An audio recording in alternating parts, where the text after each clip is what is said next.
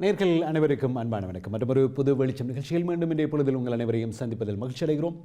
ஐரோப்பாவின் மிக பெருமதி வாய்ந்த விவாகரத்து இன்று ஆரம்பமாகி இருக்கிறது. 44 வருடங்களாக ஐரோப்பிய ஒன்றியத்தில் உறுப்பு நாடாக இருந்த பிரித்தானியா அந்த உறுப்பிலிருந்து விலகப் போகிறோம் என்பதை உத்தியோகபூர்வமாக இன்று அறிவித்திருக்கிறது. லிஸ்பன் ட்ரீட்டி என்று கூறக்கூடிய லிஸ்பன் ஒப்பந்தத்தின்படி அதில் இருக்கக்கூடிய 50வது சரத்தில் ஒரு நாடு ஐரோப்பிய ஒன்றியத்திலிருந்து வெளியேறுவதாக இருந்தால் உத்தியோகபூர்வமாக அறிவிக்க வேண்டும் என்று கூறப்பட்டிருக்கிறது. அந்த சரத்து 50 படி இன்றைய பொழுதோ உத்தியோகபூர்வமாக ஐரோப்பிய ஒன்றியத்திலிருந்து நாங்கள் வெளியேறுகிறோம் என்கிற அறிவித்தலை பிரித்தானிய பிரதமர் தெரேசா மேயின் சார்பில் அவர்களுடைய அமைச்சர் நேரடியாக ஐரோப்பிய ஒன்றியத்தினுடைய ஆணைக்குழு தலைவரிடம் இன்றைய பொழுது கையெழுத்திருக்கிறார். 2 ஆண்டுகள் எடுக்கக்கூடிய இந்த விவாகரத்து விவகாரம் கிட்டத்தட்ட 50 பில்லியன் பவுண்ட்ஸ்கள் பெறுமதி உடையது என்று கூறப்படுகிறது. 2 நாடுகள் இந்த ஒப்பந்தத்தில் இருந்து வெளியேறுகிற பொழுது வரக்கூடிய செலவுகள், அது தவிர வர்த்தக ரீதியான ஏற்படக்கூடிய ஒப்பந்தங்கள், அதில் வரக்கூடிய பிரச்சனைகளில் இந்தளவு தூரம் பணம் அதில் சம்பந்தப்பட்டிருக்கிறது என்று நாங்கள் சொல்லலாம். ஆக இன்று பிரித்தானிய நாடாளுமன்றத்தில் பிரதமர் இதற்கான அறிவித்தலை விடுத்திருக்கிறார். இன்று அந்த கடிதம் கொடுக்கப்பட்டிருக்கிறது. இனி கடந்த வருடம் ஜூன் மாதம் 23ஆம் தேதி நடந்த வாக்கெடுப்பில் மக்கள் கொடுத்த தீர்ப்பினை பிரித்தானியா ஏற்றுக்கொண்டு இந்த நடவடிக்கைகளை ஆரம்பித்திருக்கிற பொழுது இனி என்னென்ன நடக்கும் என்பது பற்றிய பல கேள்விகள் இருக்கின்றன. அது பற்றி இன்றைய பொழுது நிகழ்ச்சியில் நாங்கள் பார்க்கவிருக்கிறோம். அது மாத்திரமில்லாமல் பிரித்தானிய பிரதமர் இதற்கான அறிவித்தலை உத்தியோகபூர்வமாக விடுத்த பொழுது என்ன சொன்னார், எதிர்க்கட்சி தலைவராக இருக்கிற தொழிற்கட்சியினுடைய தலைவர் ஜெரமி கோர்பின் இது பற்றி என்ன சொல்லியிருக்கிறார், இதனை எல்லாம் கடந்து ஒட்டுமொத்தமாக இந்த விவகாரத்தில் பிரசார கருவியாக, பிரசார பீரங்கியாக முழங்கியிருந்த யூகிப் கட்சியினுடைய தலைவர் நைஜல் ஃபராஜ் இப்போது என்ன சொல்கிறார் என்பதை பற்றி பார்க்க வேண்டும். இதில் இருக்கக்கூடிய முக்கியமான விடயங்கள் என்னவென்று பார்க்க வேண்டும். குறிப்பாக ஐரோப்பாவில் இருந்து இந்த நாட்டில் வந்து குடியேறி இருக்கிறவர்களுடைய நிலை என்ன என்பது இப்போது ஒரு கேள்விக்குறியினை தோற்றுவித்திருக்கிறது.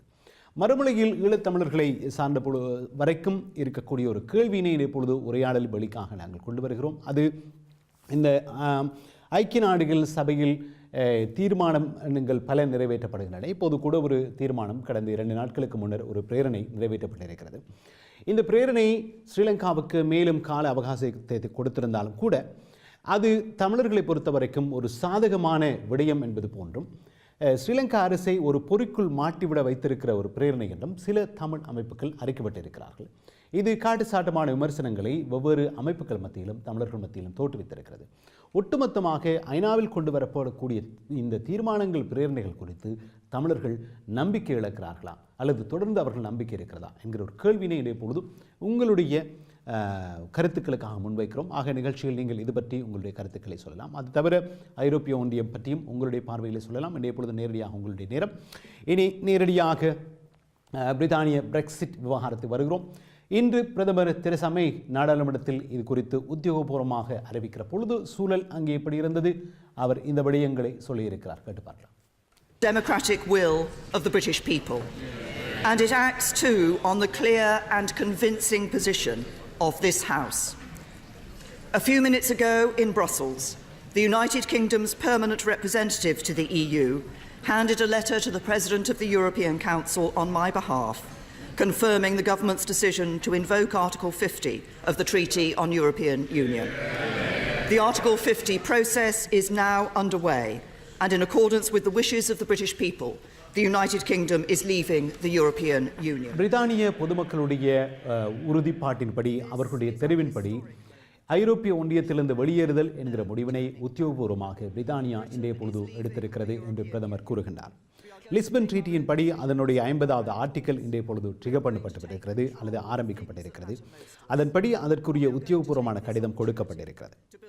2 வருடங்கள் எடுக்கக்கூடிய இதில் பலவிதமான சிக்கல்கள், பிரச்சனைகள் எல்லாம் வரக்கூடும் என்று சொன்னாலும் இனி பிரித்தானியா சுதந்திரமாக தன்னுடைய சட்டங்களை தானே இயற்றும், தன்னுடைய நாட்டுக்குரிய விடயங்களை தானே தீர்மானிக்கும். அதனுடைய முக்கிய விடயங்களில் ஐரோப்பிய ஒன்றியத்தில் பிரசல்ஸில் முடிவெடுக்கப்படாமல் லண்டனில் அந்த முடிவுகள் எடுக்கப்படும் என்கிற விடயங்களை முக்கியமாக கருத்தில் கொண்டு நாங்கள் இந்த நாட்டை இப்போது இருப்பதை விட இன்னும் அதிகமாக ஸ்திரமாக்குவோம், ஜனநாயக மரபுகளுக்கு முக்கியத்துவம் கொடுத்து மதிப்பளித்து இந்த முடிவுகள் எடுக்கப்பட்டிருக்கிறது என்று அவர் நாடாளுமன்றத்தில் கூறினார். We can look forward with optimism and hope and to believe in the enduring power of the British spirit. I choose to believe in Britain and that our best days lie ahead. And I do so because I am confident that we have the vision and the plan to use this moment to build a better Britain. For leaving the European Union presents us with a unique opportunity. It is this generation's chance to shape a brighter future for our country, a chance to step back and ask ourselves what kind of country we want to be. My answer is clear. I want the United Kingdom to emerge from this period of change stronger, fairer, more united and more outward-looking than ever before. I want us to be a secure, கொள்கைகள் தொடர்பாகவும் வெளி உலகத்தை விரிந்த கண்களோடு பார்க்கக்கூடிய ஒரு நாடாக இந்த நாடு திகழும். எதிர்வரும் காலங்களில் இதனைவிட சிறப்பான ஒரு பிரித்தானியா உருவாக்கப்படும் என்கிற ஒரு நம்பிக்கை அவருடைய பேச்சின் பொழுது தொனித்ததை நாங்கள் பார்க்கக்கூடியதாக இருக்கிறது. அது மாத்திரமில்லாமல் இதில் முக்கியமாக சொல்லப்படக்கூடிய பல விடயங்கள், பல கேள்விகள் இருக்கின்றன. அவற்றுக்கும் அவர் பதில்களை சொல்லியிருக்கிறார். குறிப்பாக அடுத்து வருகின்ற காலங்களில் என்ன நடக்கும் என்பது பற்றிய அவருடைய பார்வையும் அவர் அந்த கடிதத்தில் உள்ள உள்ளடக்கங்களை சுட்டிக்காட்டியதன் பின்னர் அங்கே தெரிவித்தார். இது இனி இப்போது ஆரம்பித்தாகிவிட்டது, இந்த விவகாரம் ஆரம்பிக்கப்பட்டு விட்டது, இனி என்னென்ன நடக்கும் அவர் சொல்வதையும் கேட்கலாம். சில விடயங்களை இங்கே கொண்டு வருகிறோம். The European Court of Justice in Britain. Leaving the European Union will mean that our laws will be made in Westminster, Edinburgh, Cardiff and Belfast. And those laws will be interpreted by judges not in Luxembourg but in courts across this country. பிரித்தானியாவினுடைய சட்டங்கள் லண்டனிலும் அதே போன்று கார்டிஃபிலும் அதே போன்று அயர்லாந்திலும் ஸ்கொட்லாந்திலும் முடிவெடுக்கப்படுமே தவிர பிரசல்ஸில் அல்ல என்கிற ஒரு விடயத்தை அவர் சொல்கிறார். மார்ச் 29ஆம் தேதி இன்றைய பொழுது இந்த விவகாரம் ஆரம்பித்திருக்கிறது. மார்ச் 30ஆம் தேதி அதற்குரிய சட்டம் இங்கே பாராளுமன்றத்தில் அந்த பில் சட்ட மூலம் தாக்கல் செய்யப்பட்டிருக்கிறது. 31ஆம் தேதி ஐரோப்பிய ஒன்றியத்தினுடைய தலைவர்களிடம் இந்த விவகாரங்கள் உத்தியோகபூர்வமாக தெரிவிக்கப்பட்டதன் பிறகு அவர்கள் தங்களுடைய முடிவுகளை அறிவிப்பார்கள். அதன் பிறகு வருகின்ற வருடம் ஆகிற பொழுதோ என்னென்ன விதங்களில் பேச்சுவார்த்தை நடத்துவது, என்னென்ன விடயங்களில் முடிவுகளை எட்டுவது என்பது குறித்து தீர்மானங்கள் எடுக்கப்படும். அது தவிர ஐரோப்பிய ஒன்றியத்தில் இது குறித்த விடயம் பேசப்பட்டு அங்கே வாக்கெடுப்புக்கு விடப்படும்.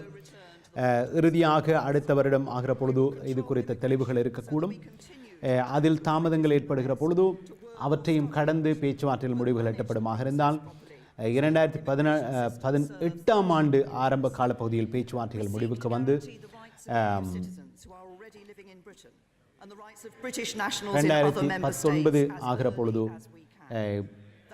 மார்ச் மாதம் 30ஆம் தேதி ஐரோப்பிய ஒன்றியத்திலிருந்து பிரித்தானியா வெளியேறிவிடும். அதில் ஐரோப்பிய ஒன்றியத்தில் பேச்சுக்களில் இணக்கம் காணப்படுகிறதோ இல்லையோ அந்த வெளியேற்றம் என்பது நிச்சயமானது. Not only will the government protect the rights of workers, but we will build on them. We will pursue a bold and ambitious free trade agreement with the European Union that allows for the free. வர்த்தக ரீதியாக பிரித்தானியா பாதிப்புகளுக்கு உள்ளாக கூடும் என்கிற ஒரு நிலை இருக்குமாக இருந்தால் அது விடயத்தில் சர்வதேச வேர்ல்ட் ட்ரேட் ஆர்கனைசேஷன் என்று கூறக்கூடிய அந்த நிறுவனத்துடனான நிபந்தனைகள் அல்லது அதனுடைய ஒழுங்குகளின் கீழ் இந்த வர்த்தகம் தொடர்ந்து நடக்கும் என்பதும் அவர் அங்கே அறிவித்திருக்கிறார். Cannot cherry pick and remain members of the single market without accepting the 4 freedoms that are indivisible. We respect that position, and as accepting those freedoms is incompatible with the democratically expressed will of the British people, we will no longer be members of the single market. We are going to make sure that we can strike trade agreements with countries from outside the European Union too. Because important though our trade with the EU is and will remain, it is clear that the UK needs to increase significantly its trade with the fastest growing export markets. ஐரோப்பிய ஒன்றியத்தோடு வர்த்தகம் என்கிற விடயத்தில் முடிவுகள் தெளிவாக எட்டப்படாவிட்டாலும் அந்த நாடுகளுடனான வர்த்தகம் தொடரும். அது தவிர ஐரோப்பியத்துக்கு வெளியில் இருக்கக்கூடிய நாடுகளுடனும் நாங்கள் வர்த்தக உடன்படிக்கைகள் உருவாக்கிக் கொள்வோம். ஆகவே இந்த வெளியேறுதல் என்கிற நடவடிக்கையில் எதனை பிரித்தானியா ஏற்றுக்கொள்ளும், எதனை பிரித்தானியா ஏற்றுக்கொள்ளாது என்கிற விடயங்கள் பேச்சுவார்த்தைகள் மூலமாகத்தான் தீர்மானிக்கப்படும். ஆனால் எதுவாக இருந்தாலும் அத்தனையும் சந்திப்பதற்கு நாங்கள் தயாராக இருக்கிறோம் என்பது அவருடைய உரையுடைய சாராம்சமாக இருக்கிறது. இன்னும் ஒரு பகுதியினை நாங்கள் இங்கே கொண்டு வரலாம். இன்னும் சில முக்கியமான கேள்விகளுக்கு அவர் பதில் கூறுகிறார். அது தவிர அதன் பிறகு எதிர்க்கட்சித் தலைவர் ஜெரமி கோர்பின் தன்னுடைய பார்வையை சொல்லுகிறார். ஆக ஐரோப்பாவிலிருந்து வந்த குடியேற்றவாசிகளால் பிரித்தானிய பொருளாதாரம் பாதிப்புக்கு உள்ளானது என்கிற வாதம் முன்வைக்கப்பட்டு வாக்கெடுப்புக்கு விடப்பட்ட நிலையில் அந்த வெளியேற்றம் தேவை இல்லை என்று வாதிட்டு வந்தவர் இப்போதைய பிரதமர் தெரேசா மே அவர்கள். ஐரோப்பிய ஒன்றியத்துக்குள் பிரித்தானியா இருக்க வேண்டும் என்று அவர் கூறி வந்திருக்கிறார். இப்போது அவரே வெளியேறுதல் என்கிறதற்கான அந்த விடயத்தை ஆரம்பித்திருக்கிறார். இது ஒரு தார்மீக ரீதியிலான அரசியல் ரீதியிலான ஒரு நம்பிக்கை குறித்த கேள்வியை எழுப்புகிற போதிலும் ஜனநாயக உரிமைக்கு மதிப்பு எழுப்புகிறோம், அரசியலில் இதெல்லாம் சாதாரணம் என்கிற கோணத்தில் முன்பு இதனை எதிர்த்தவர் இப்போது ஆதரித்து இந்த பதவியில் இருந்து கொண்டு முடிவுகள் எடுப்பது அரசியலில் சில சங்கடங்களை ஏற்படுத்தினாலும் இதெல்லாம் சாதாரணம் என்று தான் எடுத்துக்கொள்ள வேண்டியதாக இருக்கிறது. இனி அவர் சில முக்கியமான கேள்விகளுக்கு பதில் சொல்லுகிறார். அதனை ஒரு கொஞ்சம் இங்கே தருவது பொருத்தமாக இருக்கும். நீண்ட உரையிலிருந்து ஆங்காங்கே பிரித்து தருகிறோம். Mr. Speaker, we understand that there will be consequences for the UK of leaving the EU. We know that we will lose influence. We know that we will lose influence over the rules that affect the European economy. We know that UK companies that trade with the EU will have to align with rules agreed by institutions of which we are no longer a part, just as we do in other overseas markets, and we accept that. However, we approach these talks constructively, respectfully, and in a spirit of sincere cooperation. For it is in the interests of both the United Kingdom and the European Union that we should use this process to deliver our objectives in a fair and orderly manner. ஐரோப்பிய ஒன்றியத்திலிருந்து பிரித்தானியா வெளியேறுவதன் காரணமாக அதில் ஏற்படக்கூடிய விளைவுகள் பற்றியும் அவர் குறிப்பிட தவறவில்லை. அதில் குறிப்பாக தாங்கள் ஐரோப்பாவில் செல்வாக்கு இழக்க நேரிடும் என்கிற விடயத்தை அவர் அங்கே குறிப்பிடுகிறார். அவ்வாறு செல்வாக்கு இழக்கிற ஒரு நிலை ஏற்பட்டாலும், வர்த்தக பாதிப்புகள் சிலது ஏற்பட்டாலும், புதிய கதவுகளை இந்த வாய்ப்பு எங்களுக்கு திறந்துவிடும். அதனை நாங்கள் மிகச்சரியாக பயன்படுத்துவோமாக இருந்தால் இதனை ஒரு நல்ல வாய்ப்பாக பிரித்தானியாவுக்கு நன்மைகள் பல நடக்கக்கூடிய ஒரு விடயமாக மாற்றிக்கொள்ள முடியும். அந்த உத்வேகமும் ஊக்கமும் தகுதியும் எங்களுக்கு இருக்கிறது. உலகின் பல நாடுகளிலும் இருந்து ஆக்கப்பூர்வமான புதிய கண்டுபிடிப்புகளை செய்யக்கூடியவர்களை இந்த நாட்டுக்கு அழைத்து வர முடியும். பலவிதமான புதிய வர்த்தகங்களுக்கான வாய்ப்பினை கொண்டு வர முடியும். சட்டங்களை இலகுவாக நாட்டுக்குள் இயற்றிக்கொள்ள முடியும் போன்ற நன்மைகளை அவர் அங்கே சுட்டிக்காட்டினார். As a European country, we will continue to play our part in promoting and supporting those values during the negotiations and once they are done. We will continue to be reliable partners, willing allies and close friends. We want to continue to buy goods and services from the EU and sell them ours. We want to trade with them as freely as possible and work with one another to make sure we are all safer, more secure and more prosperous through continued friendship.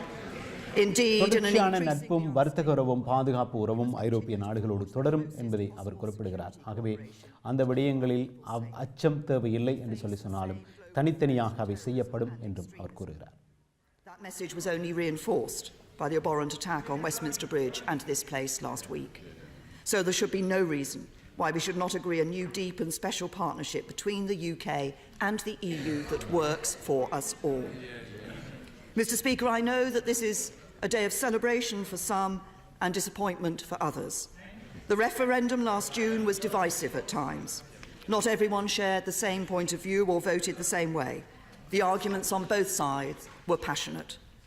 But, Mr. Speaker, when I sit around the negotiating table in the months ahead, I will represent every person in the United Kingdom, young and old, rich and poor, city, town, country, and all the villages and hamlets in between. பிரதமர் Theresa May இன்று நாடாளுமன்றத்தின் ஆற்றிய உரையில் இருந்த சில முக்கியமான பகுதிகளை நாங்கள் இங்கே கொண்டு வந்திருக்கிறோம். பல விவாதங்கள் ஏற்கனவே ஆரம்பமாக இருக்கின்றன. இங்கே சட்டங்களின் படியும் ஒழுங்குமுறைகளின் படியும் ஒரு நாடு வெளியேறுவது என்ற முடிவு எடுத்துவிட்டால் அந்த முடிவு எடுக்கப்பட்டு உத்தியோகபூர்வமாக அந்த முடிவு அறிவிக்கப்பட்டதன் பிற்பாடு 2 வருட கால எல்லைகளுக்குள் நடக்கக்கூடிய பேச்சுவார்த்தைகள், முறிவுகள், பொருளாதார தொடர்பான நிபந்தனைகள் அத்தனையும் குறித்த மிக தெளிவான தீர்மானங்கள் எடுத்து முடிக்கப்பட்டாக வேண்டும். அந்த 2 ஆண்டு முடிவுகளில் அந்த நிபந்தனைகள் அல்லது உடன்பாடுகள் எட்டப்படுகிறதோ இல்லையோ அந்த நாடு வெளியேறுவது என்பது உறுதியாகிவிடும். பிரித்தானியாவை பொறுத்தவரைக்கும் அந்த முடிவு எடுக்கப்பட்டாகிவிட்டு இருக்கிறது.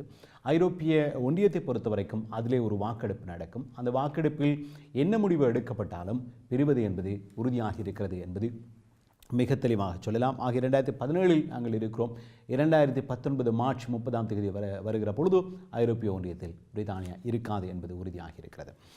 இங்கே முதலில் குறிப்பிட்டது போன்று தெரேசா மே அவர்கள் ஆரம்பத்தில் வெளியேறக்கூடாது என்று தெரிவித்தவர் பிரதமராக வந்த பிறகு மக்களுடைய முடிவை ஏற்றுக்கொள்கிறேன், ஆகவே வெளியேற வேண்டும் என்கிற முடிவுக்கு வந்து இப்போது அந்த இதனை உத்தியோகபூர்வமாக அறிவித்திருக்கிறார். வெளியேறக்கூடாது என்று அப்போதும் சொல்லியிருந்த தொழிற்கட்சி அதனுடைய தலைவர் ஜெரமி கோபன் இப்போது அவர்களுடைய முடிவு இங்கே வந்திருக்கிறது. அவர் நாடாளுமன்றத்தில் இன்று இந்த பிரித்தானியாவுடைய முடிவு பிரதமருடைய அறிவித்தலுக்கு தன்னுடைய பதிலை தெரிவித்தார். அதனை ஒரு கொஞ்சம் இங்கே தரலாம். Negotiations in modern times. The British people made the decision to leave the European Union and Labour respects that decision. The next steps along this journey are the most crucial. And if the Prime Minister is to unite the country, as she says she aims to do, the government needs to listen, consult and represent the whole country, not just the hardline Tory ideologues on her own benches. Britain is going to change as a result of leaving the European Union. The question is how? There are Conservatives who want to use Brexit to turn this country into a low-wage tax haven.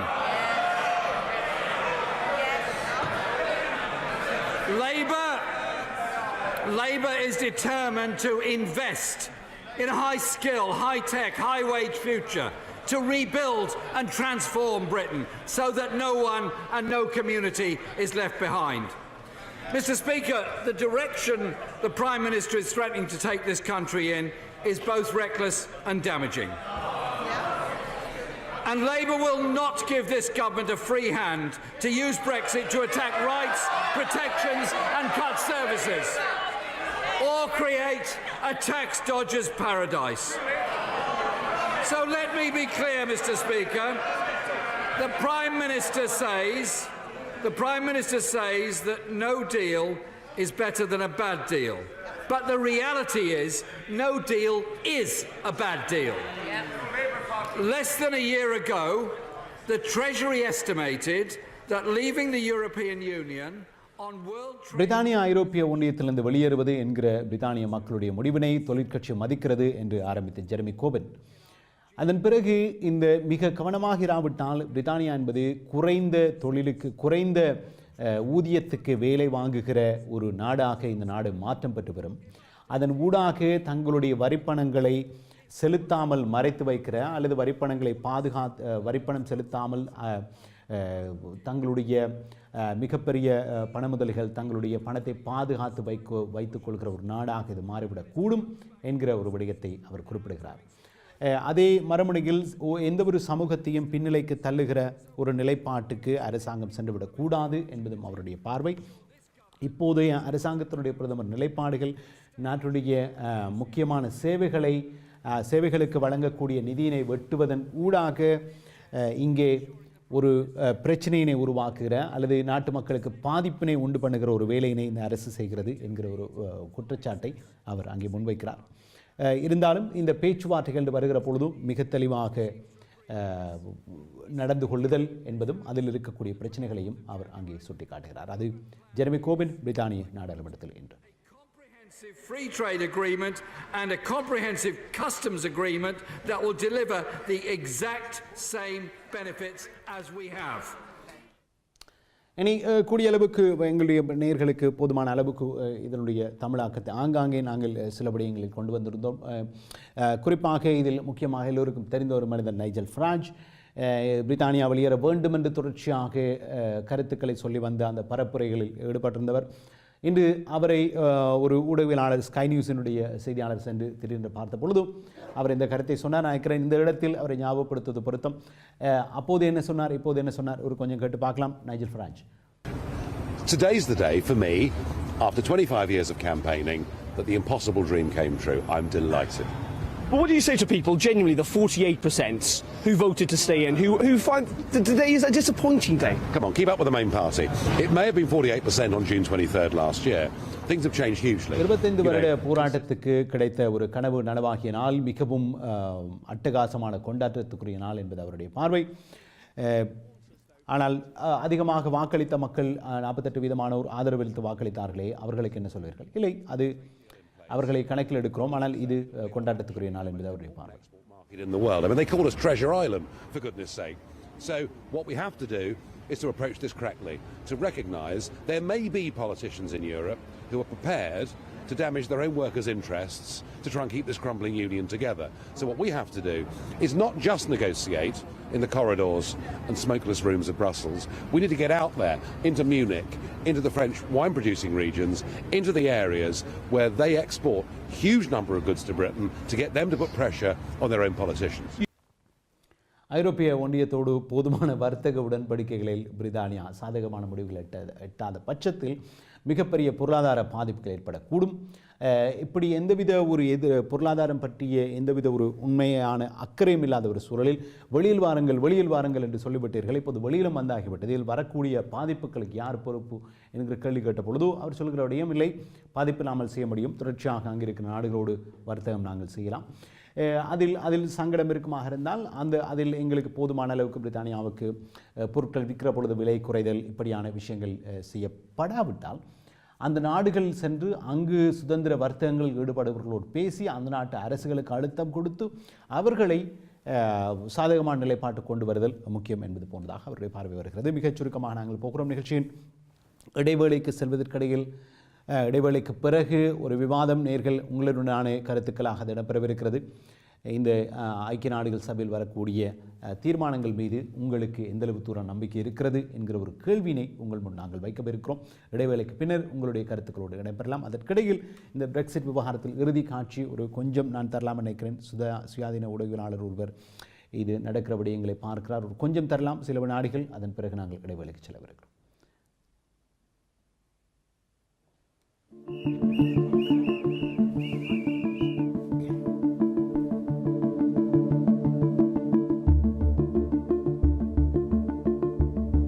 Today, Britain's Prime Minister Theresa May is going to invoke Article 50 of the EU treaty. That's the formal legal mechanism by which the Brexit process begins. For Britain, the stakes are particularly high. The relationship with the EU is by far its most important diplomatic, political, economic relationship, and walking away with a decent deal is a top priority. What you might not have heard is that this 2-year period actually is going to be a lot shorter than that sounds. It's going to be delayed at the beginning by EU bureaucracy and elections in France and Germany, and it's going to be delayed at the end by the need to agree this agreement in all the member states of the EU. பிரித்தானியாவுக்கு சர்வதேச ரீதியாக இருக்கக்கூடிய ஒப்பந்தங்களில் மிகவும் முக்கியத்துவமான ஒப்பந்தம் ஐரோப்பிய ஒன்றியத்தின் உடனான ஒப்பந்தம். 44 வருடங்கள் அதனுடைய உறுப்பு நாடாக பிரித்தானியா இருந்திருக்கிறது. அதிலிருந்து வெளியேறுவது என்பது மிக தெளிவான வர்த்தக ரீதியிலான உடன்படிக்கைகள் ஏற்படாத விடத்தில் மிக பெரிய பாதிப்புகளை ஏற்படுத்தக்கூடும். இதற்குரிய பேச்சுவார்த்தைகளுக்கு காலமாக 2 வருடங்கள் இருந்தாலும் அதில் உண்மையில் எடுக்கப் போகின்ற காலம் என்பது 1 வருடம்தான் என்பது அவருடைய பார்வை. பிரான்சில் ஜெர்மனியில் நடக்கக்கூடிய தேர்தல்கள் தவிர்த்து அளவிடுகிற பொழுது இந்த பேச்சுவார்த்தைகளில் முடிவுகளுக்கு வந்துவிடுமாக இருந்தால் இவை தெளிந்த முடிவாகிவிடும். அதில் தாமதம் ஏற்படுகிற பொழுது அதற்கான மீள் பேச்சுவார்த்தைகள் உடன்பாடுகளுக்காகத்தான் இந்த அதிகபட்ச காலமாக இருக்கக்கூடும் என்பது அவருடைய பார்வை. இது பிரித்தானியா ஐரோப்பிய ஒன்றியத்திலிருந்து வெளியேறுதல் தொடர்பான இன்றைய பொழுது அந்த முடிவு வந்திருக்கிறது. அது பற்றிய தகவல்களை உங்களோடு பரிமாறிக்கொண்டோம். இனி உங்களுடான உரையாடலுக்கான நேரம். நேர்கள் ஐக்கிய நாடுகள் சபையில் வரக்கூடிய தீர்மானங்களில் ஐரோப்பாவில் வாழ்கிற புலம்பெயர் தமிழர்களுக்கு எந்தளவு தூரம் நம்பிக்கை இருக்கிறது? உங்களுடைய கருத்துக்களோடு வாருங்கள். நாங்கள் இடைவேளைக்கு பின்னர் அது பற்றி உரையாடலாம்.